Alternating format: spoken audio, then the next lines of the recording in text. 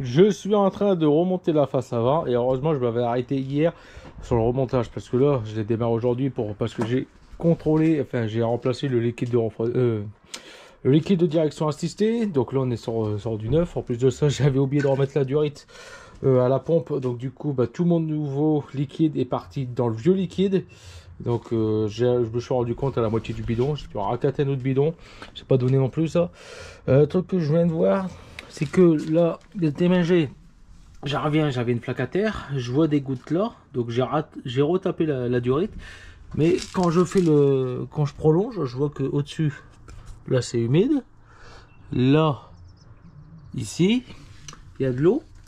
Et je me suis aperçu, la durite là, elle est énorme, elle est grosse. Donc la durite là est dégradée à l'intérieur, elle est en train de gonfler, avec la pression, elle va exploser. Donc là, je suis en train de perdre du liquide de refroidissement. Donc, on va racater une. En plus de ça, c'est 9 litres de liquide de refroidissement dans ce moteur. 9 litres. Je me disais, bah merde. Et je dis, c'est quand que ça va s'arrêter ça? Et non, j'ai regardé, j'ai reçu mes RTA. 9 litres de liquide de refroidissement. Alors, il y a 10 litres qui y sont passés, mais à mon avis, tant que je m'en rends compte, bah en fait, ça avait fini par s'évaporer ou couler aussi. Comme je l'avais pas vu. Putain, ça, ce que tu entends là, ça c'est des voitures électriques là. Voilà, donc je me suis peut-être pas rendu compte, c'est quand, comme il y avait la sciure à terre. Donc pour moi, bon, c'est pas tout de suite. Quoi qu'il en soit, cette durite là, il faut la changer. Ou alors je pourrais peut-être même la couper en entendant et la raccorder dedans. Bon, ou alors il faut que je vois si j'ai une durite. Plus de ça, comme j'ai tout remis, va falloir que je vais là-bas dans le fond. Parce que c'est un truc pour réchauffer l'huile moteur, pour le mettre en température aussi. Donc ça va être chiant. Ouais. Il y a de la bulle. Il y a de la bulle. Ah. Déjà elle a dégonflé. Donc il y a possibilité, c'est soit la durite elle est en train de se dégrader, ou alors le véhicule fait bien joint de culasse et j'ai enfin le moteur fait bien joint de culasse et j'ai la pression qui passe dans le bocal d'expansion. Et l'huile qui passe dans le bocal d'expansion aussi. Voilà. Si j'ai la pression dedans, ça me ferait chier. Parce qu'au contrôle technique, souvent eux, ça dure 45 minutes, 1 heure et ils les laissent tourner. Donc si j'ai une durite qui explose, ben voilà, le véhicule il va être refusé. Ça me fait chier. Donc il faut que je commande là aussi un support. Faut que je le commande. Lui, de toute façon, je vous l'avais dit, je l'ai cassé. Donc, mon problème aussi n'a pas été réglé avec des fois le véhicule veut démarrer, veut pas démarrer. Ça n'a pas été réglé parce que en fait, c'est un problème dû au Neyman. Voilà, je me suis aperçu de ça. Je me suis aperçu de ça toujours en reclaquant la porte, en trifouillant là-bas, ça n'allait pas. Et j'ai donné des coups de poing là. Et il y a un problème arrivé au Neyman. Donc là, tant que je vais pas taper dessus tant que ça veut le démarrer. De toute façon, il va falloir que je renlève encore les garnitures là et que je débranche et rebranche toutes les connectiques du Neyman parce que le problème provient de là. Là, ce que je suis en train de faire aussi, je suis en train de contrôler, c'est les ampoules. Donc il va falloir que je me trouve des ampoules. Donc je vais contrôler les fusibles parce que les ampoules arrière côté droit ne sont pas grillées, mais j'ai pas l'éclairage côté droit. Donc je vais contrôler les fusibles, voir s'il n'y a pas un fusible en cause. Et j'ai déjà une comme ça à changer, une comme ça aussi à changer. Et je n'ai aucun feu de recul. Et les ampoules sont bons. Les feux de recul, il n'y en a aucune qui veut s'allumer. C'est un peu emmerdant ça aussi. En tout cas, je vais me contrôler tout ça, toutes les ampoules, je vais tout remettre. Et puis après, hop, on va pouvoir peut-être passer le contrôle technique. Parce que les pneus, je les ai reçus. J'ai pas reçu, c'est bon, j'en ai acheté 2 hors stock. Et un que je dois encore monter, voilà. Sur ça, sur les pneus que j'avais déjà montré avant, là-bas, ça c'est le Kevlar, il faut que je le renlève et que je le remets. Il fuit énormément. En une journée, le pneu il est à plat. Donc c'est soit la valve ou soit c'est le pneu. Mais celui-ci et le pneu là, je saurais pas te dire. C'était une des roues. C'était une des roues où il y avait déjà un pneu crevé et une des roues que j'avais pas mis. Mais en tout cas, il fuit énormément. Là, je sais que ce soir, le pneu est entièrement dégonflé. Comment te dire, je suis rincé. Rincé parce que ça fait 3 jours de suite auxquels je suis dessus. Pour les freins, le moteur, nettoyage, remontage, tout ça. 3 jours de suite, là je suis rincé, j'en ai marre. Donc là le moteur, là tout était refait. Donc là maintenant, le véhicule il est fin prêt à pouvoir enfin rouler. J'ai pas encore tout fini, il me reste encore une fuite d'huile que je dois contrôler qui vient de derrière. Donc ça il faudra que je vais aller le mettre au lavage auto. Je vais le nettoyer directement avec la lance au moins pour relever le plus gros du gras. Parce que j'ai pas envie de passer en dessous, j'ai encore les douleurs à ma jambe et honnêtement j'en ai marre de devoir m'abaisser, me lever. Il y a ça, les pneus ils sont montés, 4 pneus montés, j'ai réparé le pneu qui fuyait, donc c'était en bout de valve qui fuyait tout simplement. Donc là je viens de le faire, il me restera parallélisme avec carrossage CIA et le équilibrage des 4 roues. Voilà, ça je peux pas le faire moi-même. Du moins je peux plus le faire moi-même. Donc para, équilibrage et contrôle fuite d'huile. Voilà. Et encore un dernier truc aussi que je pense pas que ça vient des fusées, mais que ça vient du contacteur de contacteur, parce que je suis en position marche arrière et là actuellement. Bon là le contact il est pas mis, hein, mais même contact mis, aucune des 4 ampoules des feux arrière, parce que le véhicule est équipé de 4 ampoules de feu de recul, aucune de ces ampoules fonctionne. Donc je pense que c'est le contacteur de marche arrière qui ne fonctionne pas. J'ai changé toutes les ampoules, c'était toutes les ampoules qu'ils avaient claquées, et donc ça je les ai changées. Et il ne me reste plus qu'à réhabiller l'intérieur. Il faut encore que je vais à la casse récupérer un truc comme ça. C'est ce qui va là, hein. Sinon bah, la vitre elle bouge.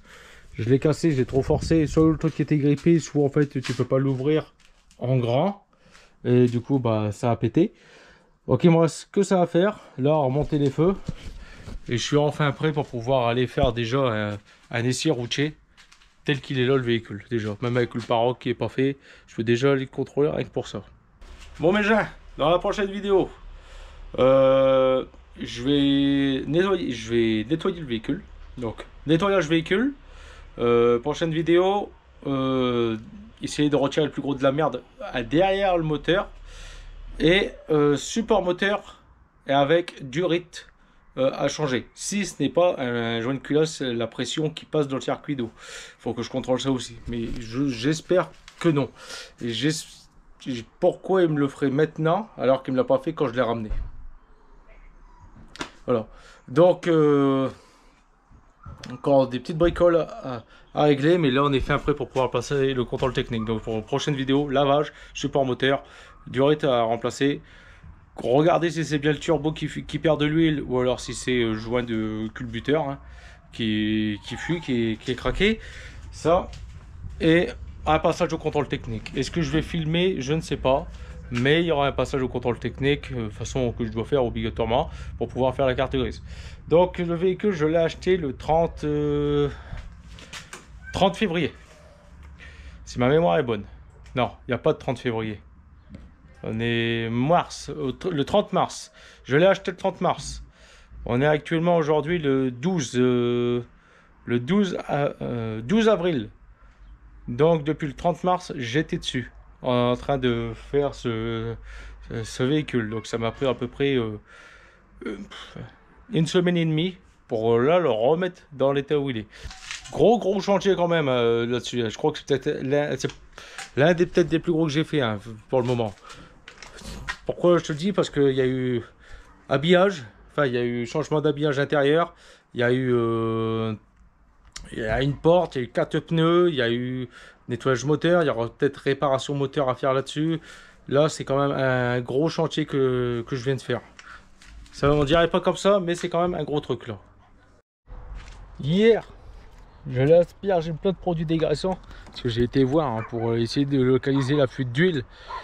Alors, je crois que c'est pas le turbo. Le turbo, il n'y a pas de graisse, il n'y a rien. Peut-être qu'il fuit en interne, mais pas en externe. Ça doit être au-dessus, donc ce qui est cache culbuteur, et si c'est pas le cache culbuteur qui fuit, et ben c'est que c'est un joint de culasse. Alors,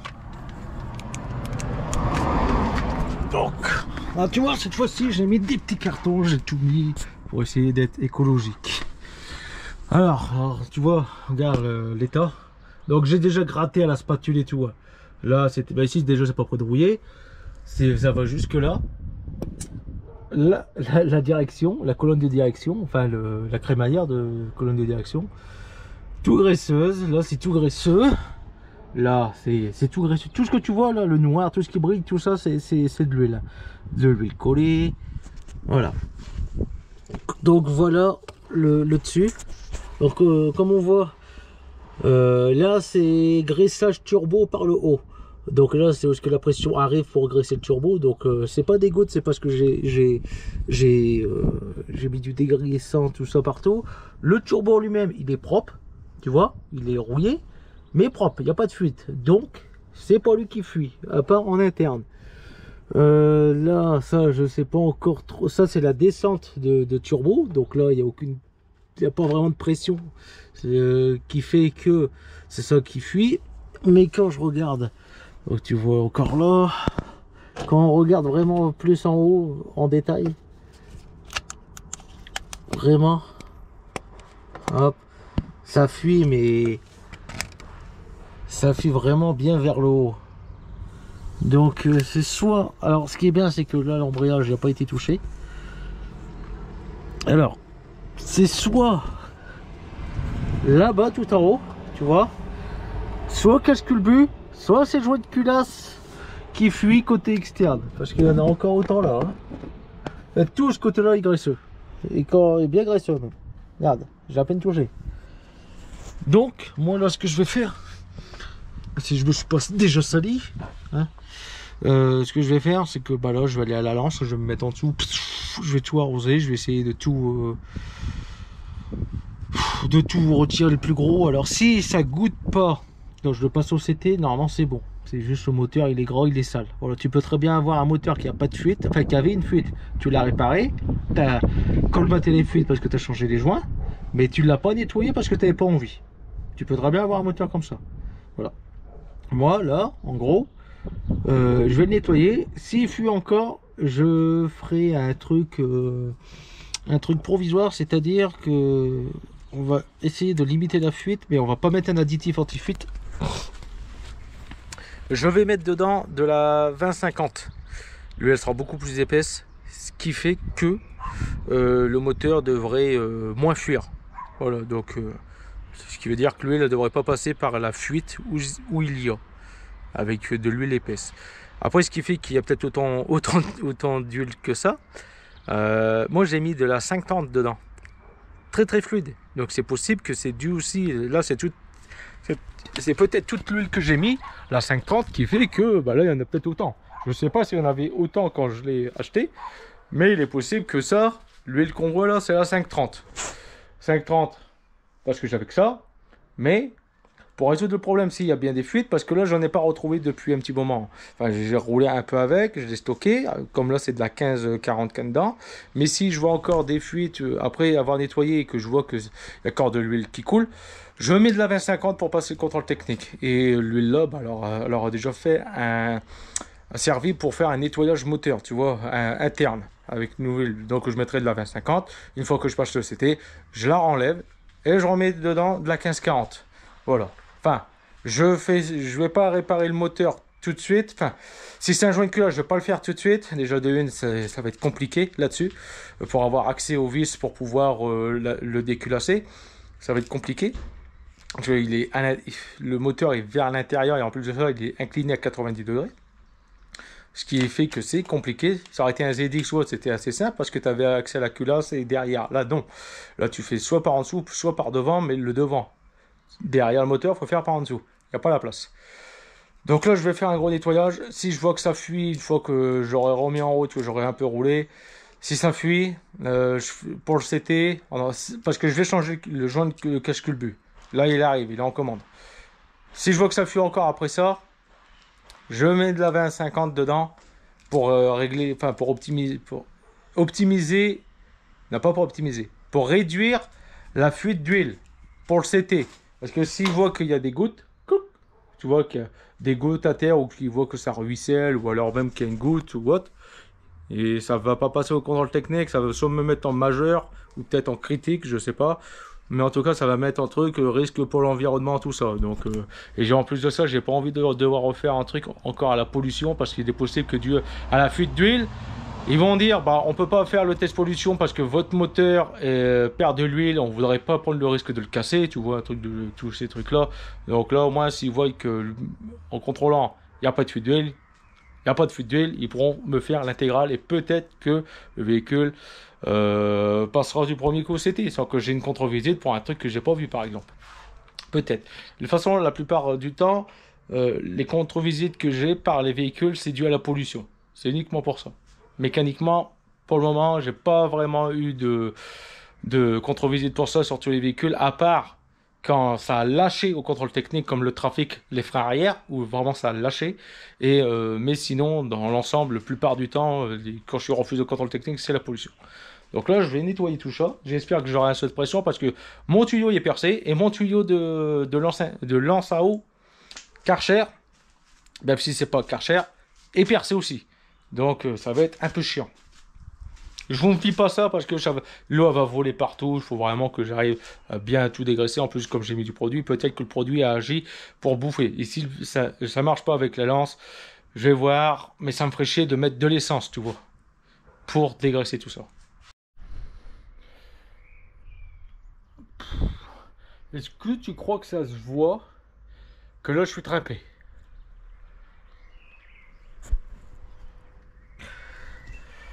Je suis trempé. Mais un froc il est trempé, l'eau il est trempé, tout est trempé. Voilà. Donc, je vais te dire un truc. C'est déjà la colonne de direction. Pas la colonne de direction. La crémaillère de biellette de direction est grise. Putain, elle est grise. Alors là, maintenant, elle risque de rouiller. Beaucoup d'éléments maintenant risquent même de rouiller. Là, je suis trempé. Bon, j'ai pas pu aller en profondeur où je voulais parce que le véhicule n'est pas assez levé et parce que la lance, eh ben, en fait, tu peux pas l'incliner comme ça, quoi. En fait, tu peux pas la, tu vois, t'as le bâton, il est là, mais tu peux pas faire ça. Ça serait bien. Au moins, j'aurais pu vraiment aller en profondeur. Sinon, il me faut une fosse pour nettoyer. Ça serait pratique. Donc, il y a de l'eau un peu partout. Ça a éclaboussé. J'ai nettoyé encore ici sur le devant. J'ai nettoyé là-bas au niveau de la boîte. La pompe de direction assistée est a priori grise. J'ai nettoyé là. J'ai évité quand même tout ce qui est démarreur et alternateur. S'il y a de l'eau, c'est de l'éclaboussure. Parce que je n'ai pas relancé là. J'ai relancé uniquement là. Il y a de l'eau là. Donc il va falloir que je descends le véhicule de la rampe pour dire que l'eau ruisselle. Sinon, quand je vais vouloir enlever mes bougies de préchauffage ou les injecteurs, si besoin un jour, ça va pas aller. Je viens de voir que j'ai un capteur ici, là, qui va à l'injecteur. Je ne sais pas à quoi il sert parce qu'il est relié là, qui repart là, qui repart ici, qui repart ici, qui repart dans la prise, donc il part quelque part. Voilà. Donc s'il y en a qui ont des infos, je vais même pas regarder dans les RTA, mais pourquoi il y a un capteur sur un injecteur et c'est un seul. Il y a ça. Donc j'ai réussi à enlever, peut-être avec le miracle de tous les produits que j'ai balancés, on est sur du gris, il n'y a plus vraiment de noir. Donc maintenant ça veut dire que si ça refuse encore, c'est que c'est bien le joint. La sonde embout pété. Donc là maintenant ce qui risque c'est que ça tombe à l'intérieur. Donc il faut que je le mets sur ma liste à revoir. On est quand même sur du métal gris. Et là je peux te dire que ça paraît quand même un peu plus propre. C'est que le bonhomme il est là en train de se jeter avec sa petite lampe, tu vois. En dessous, pour le moment je peux pas te le faire voir. Je vais attendre plusieurs jours qu'il fait beau, qui fait 50 degrés pour que ça s'évapore, pour que je vais te faire voir en dessous. Parce que là actuellement c'est carnage. Et c'est à cause de ça que, bon, de une, mon tuyau qui fuit, donc j'ai tout pris de la gueule. Mais en plus de ça, bon bah comme tu vois, il y a des gouttes qui tombent. Mais bon, il y a déjà pas mal de trucs qui font que là c'est propre. Le véhicule va repasser à un nettoyage. Parce que il y aura de la graisse partout, comme tu peux voir l'état de mes mains. Ça c'est uniquement tout ce qui est tombé. Et bon bah à force de me ramper dedans et tout, voilà. Ça, mon outil, logiquement il est pas sale de graisse. C'est tout ce qui m'est tombé sur la tronche. L'eau, elle était grise quand elle tombait sur ma tronche. Voilà. En même temps, j'ai profité pour tout dire vraiment que le truc qui décolle la crasse. Logiquement, on devrait être sur du truc vraiment beaucoup plus propre visuellement à regarder et qui pourrait que le contrôleur technique me dit bon bah c'est un véhicule qui est entretenu, qui d'ailleurs est entretenu par moi, mais sûrement pas par les anciens propriétaires. D'ailleurs, à ça, j'ai essayé de mettre pour pas être en contre-jour. Sachez, le soleil il va me faire éternuer dans pas longtemps. Sachez que un véhicule c'est très très cher à entretenir. Alors si tu fais des entretiens courants tout de suite maintenant, c'est bien. Si tu traînes, ça te devient très cher. Et ce qui se passe, c'est que je viens acheter ton véhicule. C'est exactement ce qui s'est passé avec cette personne. À mon avis, déjà j'en fais une peinture intégrale. Bon ça va, il y a des endroits c'est... Bon, faut pas... Si tu colles le tronche sur le carrosserie, c'est sûr tu vas voir qu'il y a des couleurs, tout ça. Mais de loin, honnêtement, le véhicule paraît propre. Parce que oui, il y a des couleurs sur la carrosserie. Je sais pas si je vous les fais voir. Je vais essayer d'en retrouver une. Alors déjà tu vois là, il y a de la peinture qui saute. Mais il y a des couleurs. Il y a des vagues, il y a des couleurs. Je crois qu'on le voit mieux de l'autre côté. Mais ouais, de toute façon, il y a une différence déjà de blanc. Déjà, entre là et là, tu vois que c'est pas pareil. Pareil pour le haillon. Le haillon, lui, il n'a pas été repeint. Différence de couleur, je l'avais vu. Ouf, là. Voilà, tu vois. Différence de couleur, différence de teint. Tu vois là les couleurs, tout ça. Donc là, je l'ai vu parce que je l'ai nettoyé. Mais quand je ne l'avais pas nettoyé, je l'avais pas vu. Je l'avais pas vu la couleur. Enfin, la couleur. Donc si tu regardes comme ça, si tu es métallier dessus, c'est sûr tu vas le voir qu'il y a des défauts de peinture, mais sinon dans l'ensemble on va dire ça reste acceptable, tu vois. De toute façon moi je vais le repeindre, j'ai déjà commencé, j'ai une petite idée de peinture en tête, mais c'est provisoire pour cacher l'avant, tu vois, pour cacher ça avec le pare-choc. Donc je vais faire un biton déjà, enfin un triton, à cause de avec la porte je vais pas la repeindre tout de suite, ça on verra bien plus tard, c'est pas urgent. Donc pour le moment ça sera un triton, donc même un quadruple ton, parce que si on prend le crème, le blanc, le vert et la peinture que je vais faire, donc j'espère en avoir assez, parce que pour le moment j'ai que 2 bombes. Oh, ah bah ouais, ça sera une peinture à la bombe et pas peinture au rouleau cette fois-ci, et ni au pistolet. De toute façon j'ai déjà j'ai pas le compresseur, je pense pas que je vais avoir la patience pour le faire. La dernière fois de toute façon quand j'ai peint avec un rouleau, c'était mon véhicule qui ressemblait, enfin le trafic qui ressemblait à un dalmatien, touché moucheron, moustique, bestiole, tout s'est collé dessus. J'ai dû le peindre 4 fois, ça m'a énervé. Donc à la fin je n'ai eu marre, j'ai juste à reponcer, le bestiole, hop c'est bien, allez hop, affaire réglée. Tout ça. Alors ils sont, de toute façon les bestioles ils sont fossilisés dans la peinture du trafic. Celui qui possède le trafic, qui se balade avec à Lens, parce que le trafic, je rappelle, maintenant sa vie est à Lens. Je sais pas comment il fait pour rouler, j'espère pour lui qu'il a passé en collection, parce que à Lens, je sais que il faut les vignettes critères, donc s'il n'a pas passé collection, ça m'étonnerait qu'il peut circuler avec à Lens. Mais bon, ça, je n'ai pas un problème. Voilà, donc il y a ça. Je vous referai voir bien sûr en dessous, on va déjà voir le gros carnage que j'ai pu enlever. Il y a ça. Et puis de toute façon dans cette vidéo je règle les derniers petits détails avant de pouvoir passer le CT. Parce que là j'ai bien envie de rouler avec le véhicule, il est agréable. Peugeot et Citroën, le confort de conduite est agréable. Les sièges surtout. J'ai eu Renault, j'ai eu Volkswagen, j'ai eu Citroën, plus de Citroën que de Peugeot. Les sièges, ils sont agréables. Tu veux avoir du confort pour conduire, sur les marques que je viens de te donner, tu prends Citroën. C'est vraiment agréable. C'est les véhicules les plus agréables que j'ai pu avoir en termes de confort intérieur pour te déplacer. Enfin, après, j'ai pas eu de vieilles Citroën. Les Citroën, ils ont commencé à partir... Enfin, Peugeot et Citroën, ça a commencé à partir de 90. En dessous, j'en ai pas eu.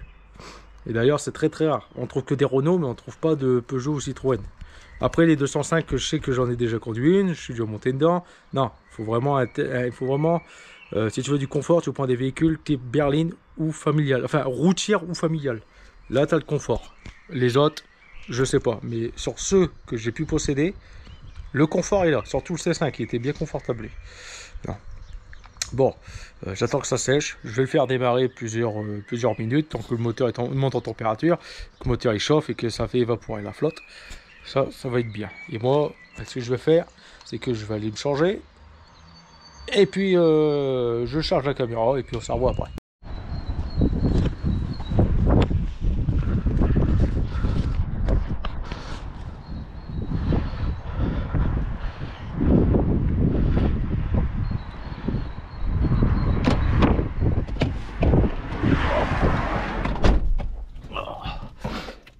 Alors déjà, premier truc que je peux te dire, le frein à main de ce côté-là, il est casse-burn. Alors certes, ça laisse de la place ici pour naviguer, pour passer à l'arrière, mais c'est casse-burn. Quand tu descends, bah, ton coussin là, il s'écrase et bah, tu te prends ça dans le fiac. Donc là, je vais remédier à ça, je vais le resserrer encore en plus, sachant que j'ai plus beaucoup de marge pour le serrer, parce que c'est casse-burn, ce truc-là. Ouais, côté là c'est chiant quand tu descends. Moi je me le tape dans la jambe. Voilà. Alors c'est pas mon premier essai à boucher, hein. J'ai pas filmé quand j'ai été le nettoyer. Donc de toute façon il faut quand je le nettoie, c'est surtout au niveau des jantes parce que c'est censé être un produit pour les jantes à basse pression. Ok, ouais, bah, j'ai vite compris que c'était une grosse merde son truc, une grosse arnaque. Alors du coup je vais aller avec du produit décontaminant ferreux, celui que j'avais eu par le sponsor là, par Cibril, et puis pour essayer de les revoir propres. Après il me reste encore des petits détails à faire là, à régler, c'est le parallélisme. Alors depuis ces pneus là, alors c'est peut-être possible aussi que le para, le problème que le volant il partait à droite, c'est peut-être dû au fait que j'avais peut-être un pneu qui avait 0,5 bar. Un pneu qui a 1 bar et demi et l'autre qui a 0,5 bar, c'est quasiment crevé. Donc c'est peut-être pour ça aussi que le véhicule il partait sur la droite. Là, depuis que j'ai les 16 pouces de la même taille, alors c'était du 15 devant, 16 derrière.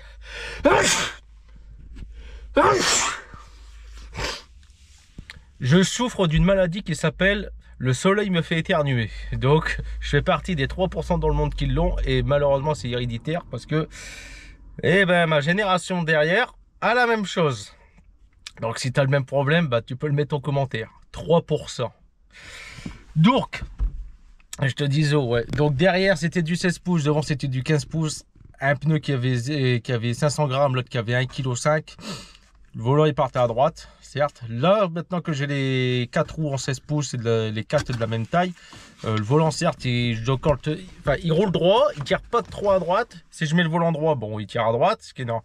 Alors ça, c'est dû à force de monter des bordures, tout ça. Donc la tringlerie, elle doit être un peu pliée.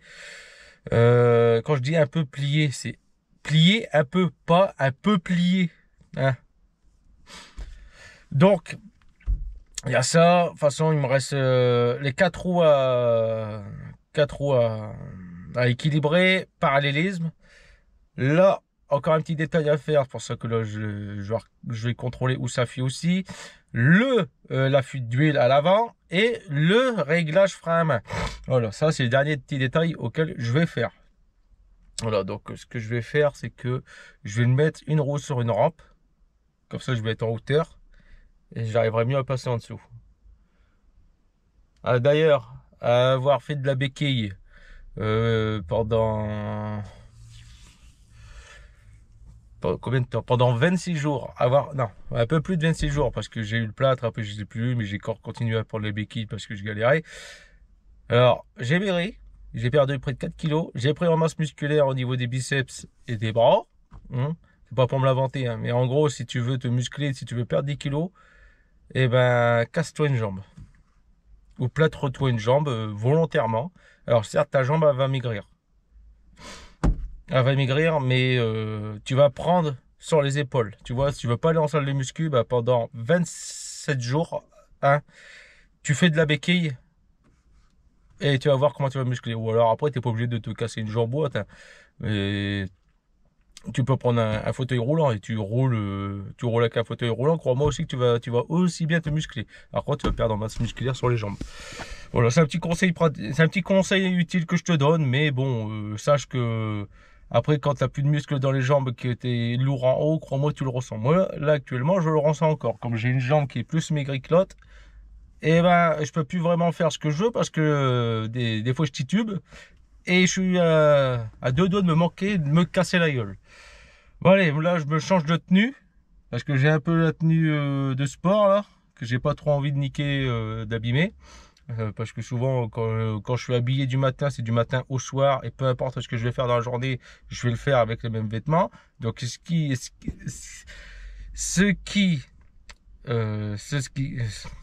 se passe, c'est que bah, c'est simple, tous mes vêtements civils, enfin, tous mes vêtements classiques de civil ou autre, et ben, c'est très simple, ils sont tous bousillés. Il faut que je rachète tout à chaque fois. Donc, c'est pour ça que à chaque fois que les gens qui peuvent me croiser dans la rue, ils peuvent dire que je parie sale ou autre, bah, c'est normal, c'est parce que en fait soit que j'y pense pas ou j'ai la flemme et du coup bah, j'utilise mes vêtements de ville pour travailler dans toutes circonstances, hein. Bon, j'ai le même problème. Le véhicule il veut pas redémarrer. Alors c'est un problème dû à ici. Bon, comme on voit, j'ai retiré la batterie, hein. Il y a plein de crottes de rongeurs. Alors le problème avec les véhicules, hein, qui restent à l'arrêt sans rouler, bah, les rongeurs ils prennent place. Parce que ouais, les rongeurs ont bouffé des câbles, mais ont pas bouffé les câbles électriques, parce que ces câbles électriques là, c'est des câbles électriques faits au pétrole, tu vois, c'est pas des gaines en amidon. Donc ils ont grignoté des bouts, c'est pour ça qu'on voit des câbles là, c'est pour ça que là on voit le câble mais on voit plus la gaine qui le protégeait, et ici c'est pareil. Et c'est pour ça que quand j'ai remis en route la Golf, il y avait des câbles qui étaient bouffés et d'autres câbles qui n'étaient pas bouffés, parce qu'en fait les câbles ils possédaient de l'amidon. Le problème avec les véhicules modernes, et que les gens vont avoir plus tard, s'ils les stockent ou alors s'ils font des sorties de grange de véhicules des années 2010 ou 2020, hein, dans les sorties de grange qu'il y aura dans 15-20 ans, ces véhicules là tu ne pourras pas les remettre en route, c'est simple, ils vont prendre feu. Parce que les rongeurs ont bouffé les câbles, parce que les câbles ils sont faits à la base d'amidon, et l'amidon bah, c'est simple, c'est ce que tu utilises aussi pour faire de la bière. Les rongeurs, donc eux ils le sentent, ils disent c'est à bouffer, et effectivement, donc ils bouffent les câbles. Les anciens véhicules c'est pas le problème, parce que c'est des câbles faits à base de pétrole, donc automatiquement ils détectent que c'est pas à bouffer quoi. Mais le problème, tu auras ce problème là avec des véhicules modernes à base de câbles d'amidon. Donc dès que tu vas remettre une batterie, tu vas mettre en route, tu peux être sûr qu'elle va prendre feu, parce que les câbles ils vont se toucher, le plus la masse, tout ça, tout va prendre feu. Donc là ce que je vais regarder pour essayer de le faire démarrer, parce que le véhicule là il veut pas démarrer, j'ai un mauvais contact. Quand je ferme la porte, ça s'affiche au tableau de bord et puis ça se coupe dès que je veux mettre le contact. Alors déjà il y a un truc auquel j'avais pas fait attention dans les premières vidéos, enfin de la première fois. Alors là déjà j'ai un relais avec le logo Renault, et ce logo là c'est le logo des années 80-90, tu vois, le même logo que l'Express. Donc déjà c'est pas le bon relais, donc déjà quand je vais aller à la casse je vais aller chercher les relais qui correspondent par là. Mais en plus de ça je crois que même que les relais sont défectueux. Alors ici, j'ai l'RTA, mais ici j'ai déjà, c'est pas le fusible qui est censé aller là, parce que là tu vois il y a des crans et derrière il y a bien une languette, et j'avais le fusible qui avait été mis en force. Alors déjà moi j'arrive plus à le remettre, mais déjà c'est pas le bon fusible qui va là. Donc là il est là, mais il est là censé être là, tu vois, il n'est pas fonctionnel. Dans les RTA que j'ai, déjà le boîtier fusible moteur c'est pas du tout le même. Déjà ici moi ça me met qu'il n'y a pas de fusible là, ces fusibles, les petits fusibles de 30 ampères ils n'y sont pas, et en plus aussi ici ça me met comme quoi que c'est des rechanges. Là j'ai des bornes derrière, j'ai pas d'ampli qui vont là, j'ai les bazars mais quand je regarde les RTA, ça me dit que c'est pour c'est pour en gros pour les véhicules essence. Mais bon, c'est pas grave, moi je vais quand même mettre des relais là. Alors déjà, lui là, on va le changer ce relais là, et je vais changer les deux là parce que j'ai un doute sur ces deux là. Donc ça va falloir que je l'enlève. En plus de ça, là j'ai une borne ici, j'ai pas de fusible. Va falloir que je vois dans l'RTA ce que c'était. Et là je vais démonter cette boîte, mais avant je vais aspirer chez les crottes de rongeur qui est là. Je vais aspirer la boîte, enfin je vais démonter la boîte, je vais contrôler tous les câbles parce que j'ai un problème avec les câbles. Soit j'ai un câble coupé, soit j'ai un câble qui a été grignoté, ou soit j'ai une borne qui fait pas son boulot, ce qui est assez chiant. Ou alors soit c'est la prise.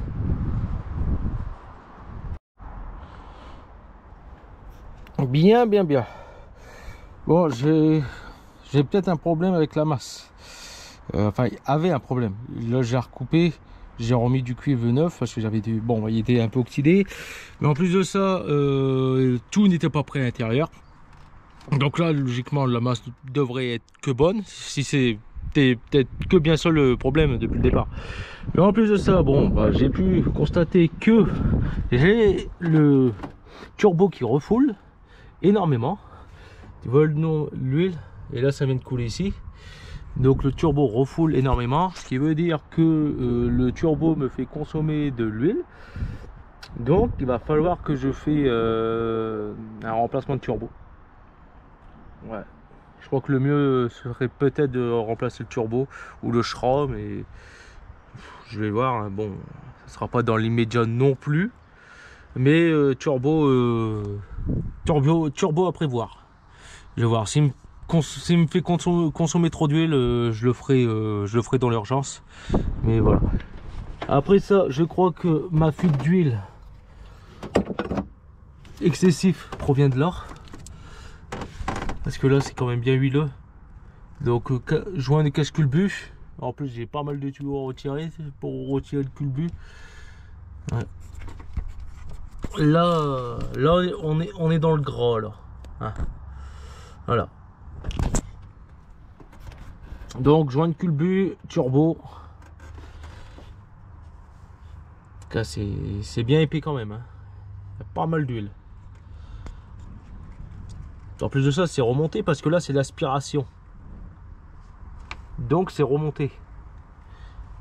C'est l'aspiration qui passe de là. Ici, là il y a un filtre. Et là il aspire les gaz dans le moteur. Peut-être que ça aussi je vais changer ce filtre là. Enfin, il y a pas mal de trucs que je vais changer. Voilà, c'est peut-être le filtre qui filtre plus en fait. Il est tellement gorgé. Je ne sais pas. Pour moi ça doit venir de là, ça a aspiré. Puis là c'est en train de couler du reniflard. C'est en train de couler de là. Et hop, ça se met ici. Je crois qu'il doit être d'un bel état le turbo là. Bon allez, moi je me rends tout ça là. Et puis logiquement peut-être que ça devrait être bon au niveau électrique, mais je pense que ça doit être ça aussi qui est peut-être défectueux. Ça a peut-être pris l'humidité ou je ne sais quoi. Si c'était pas ça, c'est ça de toute façon.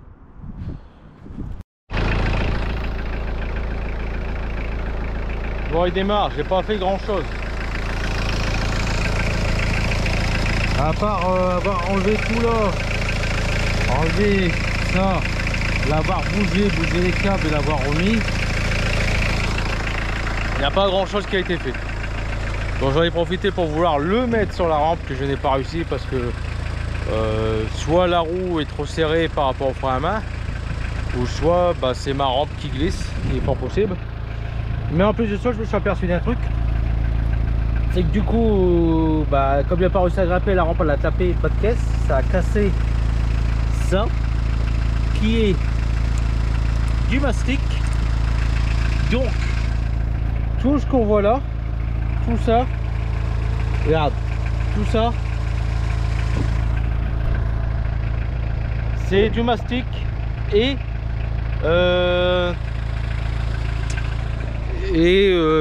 un blackson plus peinture. Donc soit ça a été fait pour éviter que le bas de caisse pourrisse, ou soit il y a un cache-misère derrière. Est-ce qu'on regarde, ça a cassé? Tu vois, j'en enlève encore. Donc derrière ça, derrière du moins ça, il est possible qu'il y ait un cache-misère. Parce que regarde, ça s'arrête là, à moins que là-bas c'est tombé, mais voilà. Et en plus de ça, là-bas, c'est un peu défoncé, il y a de la rouille. Et en plus de ça, là sur le devant, je vous avais dit que ça faisait un peu cache-misère. Mais ça, je le ferai après le contrôle technique, comme ça il va pas me faire chier à le refuser parce qu'il y a un trou. Mais ça, je verrai. Je vais tout péter ça plus tard pour savoir est-ce qu'il y a des trous derrière, et en espérant qu'il n'y a pas de mousse polyuréthane. Mais déjà, quand on regarde comme ça, c'est propre, tu vois. C'est propre, le bas de caisse. Voilà. Donc je vais régler mon frein à main qui se trouve juste là au-dessus de moi. Là. Comme tu vois, j'ai plus beaucoup de longueur, j'ai plus beaucoup de course.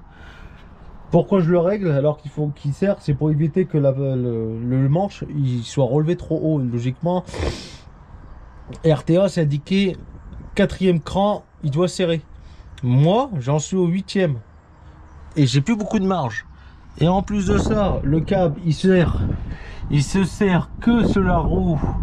Attends, il se sert où? Donc tu vois, je le serre là. J'ai le deuxième câble.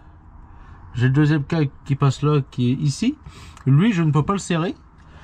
Mais ce câble-là,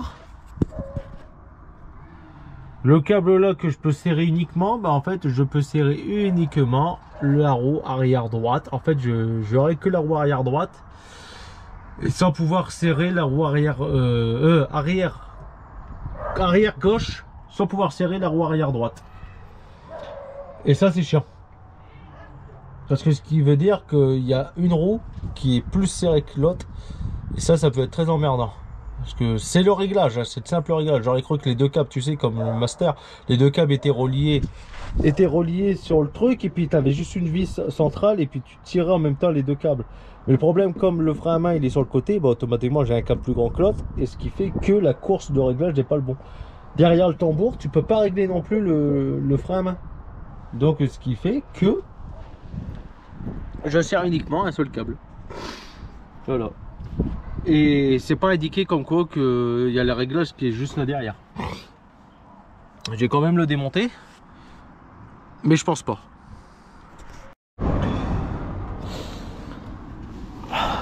Bon, je te cache pas qu'il y avait autant de merde que quand j'ai acheté le véhicule aussi. Hein. Bon, bah comme on peut voir, hein, le câble vient là. Il n'y a rien pour le tendre. Donc en gros, je peux tendre uniquement une roue. Et c'est tout. Je ne peux pas tendre plus que ça. Ouais, c'est emmerdant quoi. C'est emmerdant. Alors tu vois là, la différence entre le vieillissement et là ce qui était caché. C'est chiant. Regarde bien si je me fais recaler au contrôle technique pour frein à main qui ne sert pas assez.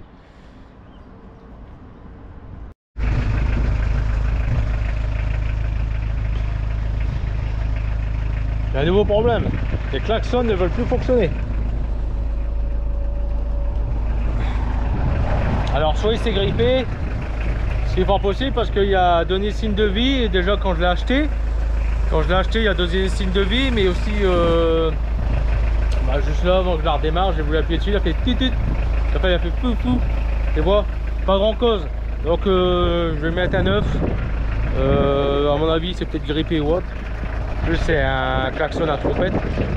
Je vais voir. Hein. De toute façon, pareil. De toute façon, je dois aller en casse pour aller chercher le truc pour fermer la vitre. Ça là, là-bas qui est pété. Donc je vais voir en casse. Est-ce que j'en prends un classique, un ancien, ou est-ce que je prends un en escargot? Je vais voir. Déjà, je vais voir comment ça coûte. Il me semble que ça coûte dans les 20 € ça, en neuf. Ça me fait chier de dépenser 20 balles pour ça. Donc les derniers trucs là que je dois régler, ce que je vous ai dit, maintenant les klaxons. Et puis j'espère que le problème électrique a disparu. Donc comme vous avez pu voir, il y a un calculateur pour l'ABR, hein, et en plus de ça il y a un calculateur moteur malgré que c'est un TD avec une prise OBD1.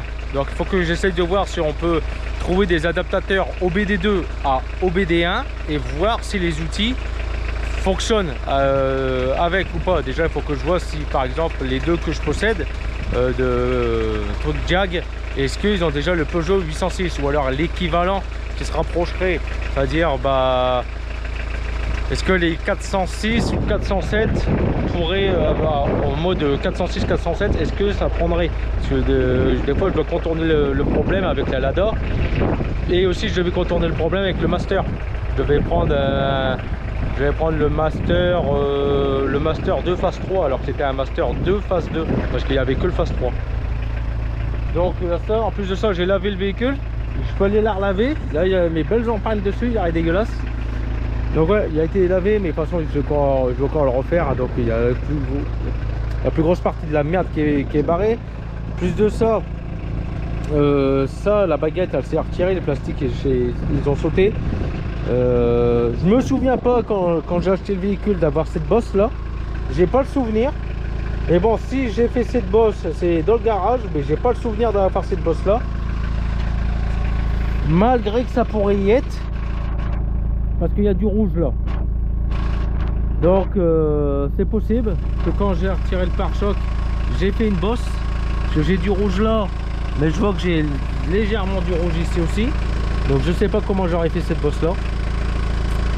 J'ai pas le souvenir d'avoir fait cette bosse. Ça pourrait être un extincteur, mais c'est pas possible.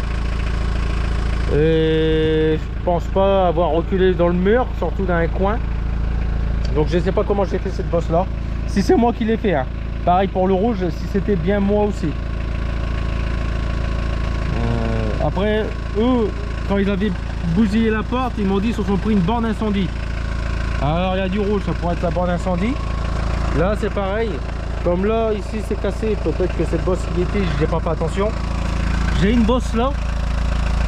J'ai une bosse ici dans le bas de caisse à cause de leur borne incendie. À mon avis, pour avoir le blanc, parce que le blanc on voit qu'il est passé de crème à blanc. À mon avis, là pour avoir le blanc, bah, c'est un lustrage. Et après je crois que toute la caisse a été repeinte dû à ça. Donc à mon avis, pour pouvoir gérer, avoir du vrai blanc et pas crème, il y a un lustrage à faire. Mais je crois que tout a été repeint. Voilà, de toute façon ça a été repeint. J'ai de la couleur là, j'ai de la couleur ici. En fait, tous les éléments de carrosserie, toute la bagnole a été repeinte. Sauf là. Sauf le haillon en fait. Tout a été repeint. Quand je regarde bien. Toute la caisse, même le toit. Donc pourquoi, je ne sais pas, mais tout a été repeint. L'intégralité du véhicule a été repeint et un peu à l'arrache quoi. Bon, certes, la peinture là elle est un peu propre, à part sur les ailes. À mon avis, quand il est arrivé sur les ailes et le pare-choc, il a dû se dire j'ai plus assez. Parce qu'il n'y a que les ailes qui sont dans cet état là. Est-ce que c'est de la peinture carrosserie, je ne sais pas. Mais l'intégralité du véhicule a été repeint. Même le capot. À mon avis, pour que j'arrive à revoir ça, il va falloir que je ponce à du grain 1000. Le toit il brille, mais le reste est terne. Et de toute façon, moi ce qui me fait chier, c'est les baguettes là. Voilà. Les baguettes, tout ce qui est caoutchouc. Donc je vais voir, est-ce que de toute façon les caoutchoucs ils ont été relevés. Il y a de la rouille derrière, donc ça a gonflé, ça a relevé. Donc je vais essayer de voir à la casse si j'arrive à trouver des caoutchoucs en meilleur état. Parce qu'il va falloir que j'enlève tout ça. Parce que c'est le véhicule familial. Va être le véhicule familial. Donc faut quand même un minimum respectable, tu vois. Surtout si c'est pas moi qui va le conduire tous les jours.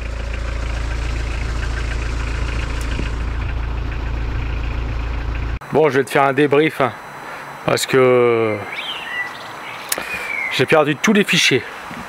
Tous les fichiers. Et j'ai perdu ça aussi. Alors, ça... bah, c'est ça un petit peu oublié. Comme j'ai perdu tous les fichiers pendant le transfert et que ensuite de ça mon logiciel de montage a décidé de tomber en panne, enfin faire de la merde, comme je n'arrivais pas à trouver un logiciel de montage gratuit et que soit ça me mettait un filigrane ou soit c'était gratuit, mais dès que tu voulais l'exporter en HD, eh ben il fallait payer. Alors du coup j'en ai eu marre et ça bah ça fait mais très violemment pour la caméra. Alors là comme tu as pu voir elle avait peut-être quasiment rien, c'est vrai, mais moi j'étais premier surpris. C'est l'interne en fait qui est mort, elle ne veut plus s'allumer. Donc la GoPro Hero 9, pour le moment tu peux oublier les belles images qu'elle te faisait. Voilà, donc on va repasser avec le bon vieux Nikon D3000 avec lequel auquel tu as pu enfin attester de mes nouvelles vidéos avec son. Voilà, donc je te fais un débrief de ça, de tout ce que j'ai fait. Déjà pour commencer, j'ai reçu mes pièces, enfin le deuxième carton. À ça, comme d'habitude, j'achète des pièces neuves. Et les pièces neuves, il s'avère que c'est du neuf qui ne fonctionne pas. Alors du coup, j'ai enfin réglé mon problème de feu de recul. Et c'était capteur, c'était problème de capteur. Voilà, la pièce je l'ai, elle est neuve, mais ne fonctionne pas. Du coup, j'ai récupéré le capteur que j'ai sur la deuxième boîte de vitesse. Et là, mes feux de recul fonctionnent. Ensuite de ça,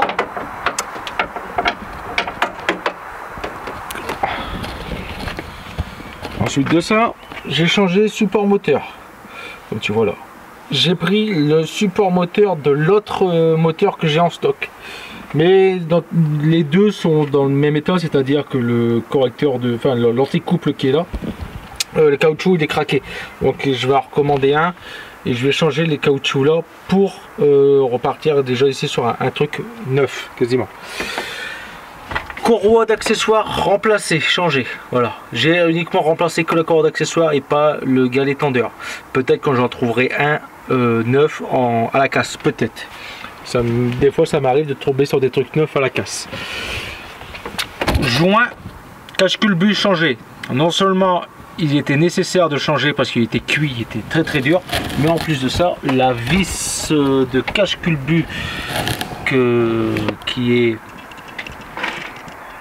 est là, celle-ci, ah ouais, tu vas revoir les fameux plans à la main pour recadrer.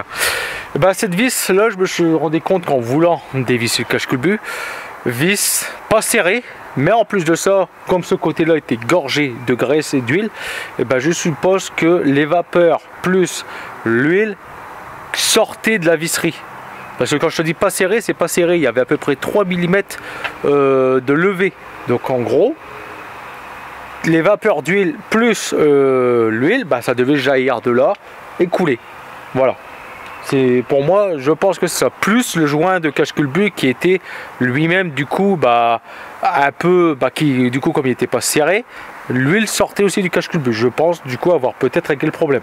Et depuis, je fais quelques tours, je ne trouve pas de traces d'huile au sol. Ah ça, bah du coup il va falloir que je remplace une durite parce que la durite de reniflard du haut du cache-culbut était tellement cuite et dure qu'elle s'est cassée que j'ai dû prendre une... Regarde, on voit. Alors, j'ai dû prendre une durite d'eau de AX que je possédais encore. C'était la durite d'eau qui provient du côté du Calosta, la couper pour avoir pour avoir une descente, à ça la recouper pour pouvoir l'enfiler dans le bout de durite qui me restait. Voilà, oui, parce que là si je veux changer la durite, déjà il faut que j'arrive à trouver la durite qui a un plus gros diamètre en haut et en bas, enfin qui n'a pas les mêmes diamètres des deux côtés, mais pour la remplacer il faut retirer admission d'air, retirer le démarreur, retirer la plupart des câbles pour ne pas être emmerdé, faire sauter tous les petits circlips, enfin les serres d'urite, les colliers comme tu veux, parce que ça c'est des colliers sertis à la pince, donc à usage unique. Donc sauter tout ça pour enlever la jauge à huile avec bouchon de remplissage, le tirer pour pouvoir avoir accès à la durite, parce que la durite est positionnée entre ça et le bloc, donc et aller en bas. Et pareil, pour pouvoir enlever ça, bah du coup comme j'ai dit, il faut retirer le démarreur parce qu'elle est sertie en bas avec un collier comme cela. Donc on a même bien fait les choses. Donc en gros, En gros, pour faire cette durite là, faut que je fasse ça. Mais pour le moment, tant que ça fuit pas, ça va rester comme ça, parce que j'ai serré le collier sur la durite qui était cuite. Donc du coup, ça tendre avec une cuite, c'est venu se serrer. Peut-être que par chance, par la suite, les vapeurs d'huile seront assez épaisses pour ne pas couler par là. Si ça coule par là, de toute façon, je saurai la panne de où elle vient. Voilà. Après, qu'est-ce que j'ai fait d'autre sur le véhicule? Voilà, qu'est-ce que j'ai fait d'autre? J'ai changé tous les goujons. Voilà. J'ai remplacé tous les goujons. Donc du coup, on a baissé d'une taille au niveau du pas. Mais j'ai allongé le filetage de 5 mm. Parce que les goujons qu'il y avait dessus n'étaient pas adaptés pour les jantes alu. En fait, le cône était bien adapté. La longueur n'était plus bonne. En fait, j'avais que 2-3 mm de filet qui serrait la roue. J'ai déjà eu le tour avec expérience par le C5 avec les goujons pas assez longs. Déjà de une, la roue était mal serrée. Et en plus de ça, quand madame a tapé le trottoir pour éviter la voiture d'en face, la roue, après elle faisait ça. Je me suis dit la roue était dévoilée. J'ai levé la roue, la voiture, la roue a fait clac, tu vois. Et en fait, il y avait deux vis qui avaient arraché le filet. Voilà, sur le C5. Le filet du moyeu. Parce que c'était pas assez pris. Il n'y avait que 2-3 mm qui étaient dans le filet du moyeu. Donc pas assez. Et par chance, on n'a jamais perdu une roue. Donc c'est pour ça qu'après, avec le C5, j'avais fini par remplacer tous les goujons. Et j'avais mis des 1,5 cm en plus. De toute façon, il n'y avait que ça en stock. Et après, la roue était mieux tenue. Bah là, c'est pareil. Donc là, goujon neuf avec 5 mm en plus pour pouvoir mieux serrer la roue. Au moins comme ça, je suis sûr de ne pas reperdre de roue en roulant. Alors, j'ai jamais perdu la roue. Elle m'a jamais quitté la voiture et partie. Non, mais ça aurait pu arriver. Donc, sur ça, j'ai ajouté des bavettes. Alors, je voulais les mettre à l'avant, mais à l'avant, il va falloir que je modifie un peu parce que voilà, tu vois, j'ai un assez gros espace ici que tu vois pas d'ailleurs. J'ai un assez gros espace, donc je peux pas venir fixer des bavettes. Donc du coup, j'ai fixé des bavettes à l'arrière. Renault, j'en ai encore deux à fixer pour l'avant, mais c'est des Citroën.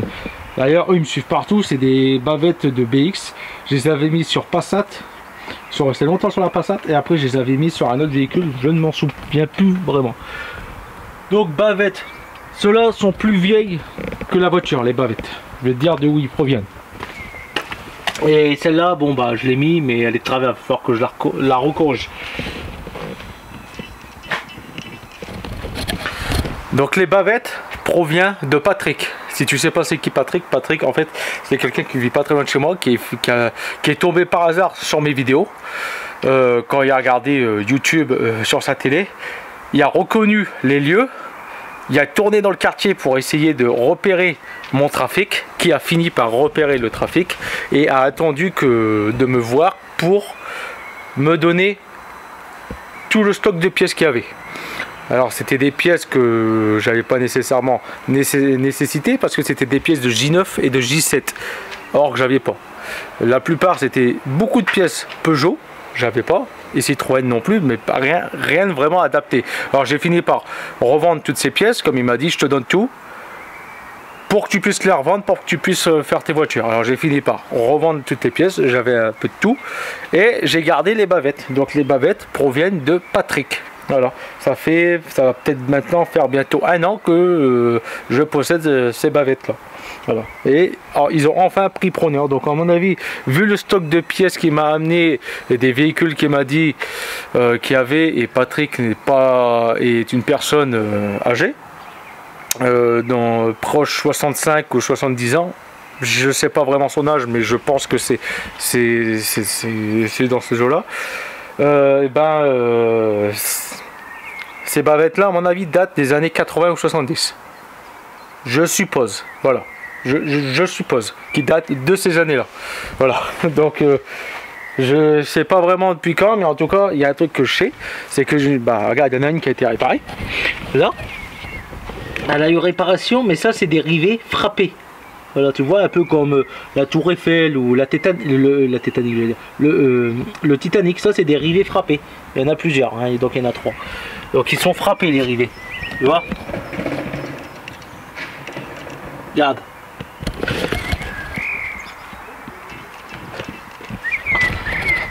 Donc c'est des rivets à tête frappée et donc je suppose que ça date des années 70, voilà, parce que à mon avis c'est les ancêtres des rivets pop qu'on connaît maintenant. Voilà. Donc maintenant moi je te dis vidéo finie. Je referai une autre vidéo avec contrôle technique et débrief, de savoir combien le véhicule me coûte du coup, véhicule familial. Il y a un autre truc aussi auquel je me suis aperçu parce que j'ai installé les sièges à l'arrière pour pouvoir passer le CT. Donc, on a un siège de Roland-Garros qui est là, mais je me suis aperçu que le véhicule a été commercialisé avec 5 sièges pour une carte grise 8 places. Pourquoi je te dis ça? Eh ben, c'est parce que là j'ai 3 à l'arrière, tu vois, ce siège là et ce siège là est identique. Le siège là-bas c'est encore une autre sellerie, tu vois, et je m'en suis rendu compte que en remettant les 2 sièges à l'arrière. Donc en gros j'ai 2 sièges dépareillés par rapport à l'intérieur. Bah, d'ailleurs que l'intérieur est dépareillé par rapport aux garnitures que j'ai mis de Roland Garros. Voilà. Donc comme je voudrais pas non plus que ça fasse trop dépareillé what, je me tâte peut-être de remettre du coup l'ancien habillage dedans. Au moins pour dire que j'ai la même ambiance, mais voilà, je me tâte peut-être du coup de remettre le même habillage parce que du coup ça fait ce que tu vois, un tissu comme ça avec un siège comme ça et un autre siège autrement. Mais de toute façon là j'ai 7 places. Pour pouvoir me faire un 8 places, bah, c'est très simple en fait. À l'arrière, il faut mettre une banquette. J'aurais pu avoir la banquette quand j'ai pris toutes les pièces hein, sur le gars qui balançait le véhicule, mais il m'avait dit la banquette je la conserve pour eux parce que eux ils avaient encore un 806 roulant qui appartenait à sa fille. Hein. Donc c'est pour ça en fait que j'ai pu récupérer certaines pièces et pas tout parce que il conservait pour sa fille. D'ailleurs quand il m'a vendu le siège j'avais pas la ceinture, donc quand j'ai réété le lendemain pour récupérer d'autres pièces, je lui ai dit vous n'avez pas la ceinture parce que je dis j'ai le siège mais je dis j'ai pas la ceinture. Alors du coup il a été chercher la ceinture qu'il avait donnée pour sa fille, pour le véhicule de sa fille. Voilà. Donc bon c'est pas grave. Alors du coup ce que je vais faire c'est que je vais en même temps essayer de trouver une banquette arrière et je vais revendre les 2 sièges qui sont dépareillés. Voilà. Donc ce que je vais faire, c'est que ce siège là, il va dégager, mais pas maintenant. Siège là, je vais le vendre. Le siège là-bas, je vais le vendre de toute façon, ils sont état correct, ils sont en bon état. Ce siège là va repasser devant et je mettrai une banquette derrière. Si je trouve pas pareil, bon bah c'est pas grave, mais je trouverai une banquette. De toute façon, même si j'aurais pu, même s'il m'aurait donné la banquette de l'autre véhicule. De toute façon, la banquette, c'était même pas une banquette avec les sièges comme ça en Roland Garros. Là, c'était la sellerie, c'était une sellerie comme ça. Voilà, la banquette avait la sellerie des croix bleues là, noir à croix bleue. Voilà, c'était cette sellerie là, donc j'aurais pu avoir ça. Voilà. Après, sinon, il faut que je me trouve des housses en verre pour suivre l'intérieur, mais je suis pas trop housse, j'aime pas les housses, je préfère avoir vraiment les sièges corrects, enfin les sièges normaux quoi. Et en plus de ça, il y a une autre certaine, ils ont des trous de cigarettes déjà là, devant aussi, tu vois, là, et là-bas aussi, le passager. Ça, et puis c'est tout. Alors oui, alors ce siège là Roland Garros, ce qui est bien, c'est que il s'incline comme ça. T'as les portes du gobelet, tu vois il n'y a pas de retenue, donc il s'incline. Donc en gros pour pouvoir passer derrière, soit tu passes par le coffre quand il y a 2 sièges, mais quand tu as la banquette, et tu peux plus passer derrière, sinon en fait il faut ce siège là, il faut le rabattre pour pouvoir passer sur le côté et puis tu rentres. De toute façon ce siège là je peux pas le mettre autre part que là parce qu'il est moins large. Donc en gros, sans le savoir, il m'a vendu le siège adapté, voilà, parce que Peut-être que ce siège là passe au milieu, j'ai pas testé, mais il y a une chose que je suis sûr, c'est que j'avais fait au départ, je vais mettre ce siège là à côté de la porte là-bas. Ce siège là passe là, mais je ne peux pas mettre un siège comme ça, enfin je peux pas mettre deux sièges comme ça côte à côte. Ils sont trop larges par rapport à ce siège là. Ah, ça c'est assez chiant, tu vois. Parce que sinon, comme il n'y a pas de débattement, comme il n'y a pas de contenu, je l'aurais mis sur le côté, et puis bah, comme ça, en gros, tu prenais, hop, puis hop, tu montais. Et en fait, ce qui s'est passé avec les autres sièges, déjà, c'est qu'ils les ont défoncés, hein, en vouloir rentrer. Et bah, j'ai celui-là, à mon avis, devait peut-être être au centre, parce que là, ils ont marché dessus pour y aller. Hein. Donc tu vois, tout est déclipsé, j'arrive pas à le remettre. Ils ont marché dessus pour y aller. Lui, à mon avis, ça doit être pareil. Et c'est tout. Mais voilà, par exemple, regarde, tu le vois déjà, ce siège-là est moins large que cela. Tu vois déjà l'empattement. Voilà. Donc, si lui aurait été là, il aurait pu passer au milieu, mais c'est pas le cas. En fait, sans le savoir, il m'a donné exactement le bon siège que je cherchais. Mais bon. Donc après, peut-être possible que ce véhicule-là a été vendu avec des sièges, 3 sièges comme ça, mais un dans le coffre et 2 devant. Peut-être, je ne sais pas. Je ne saurais probablement jamais. Voilà. Bon, après j'ai quelques trucs à revoir esthétiquement. Bon, à part la peinture, j'ai aussi là le truc du haillon. Voilà.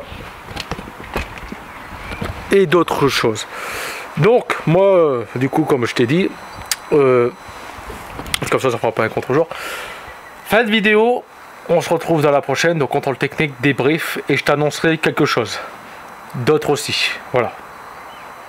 Allez, ciao, et abonne-toi, je vois que ça vous plaît.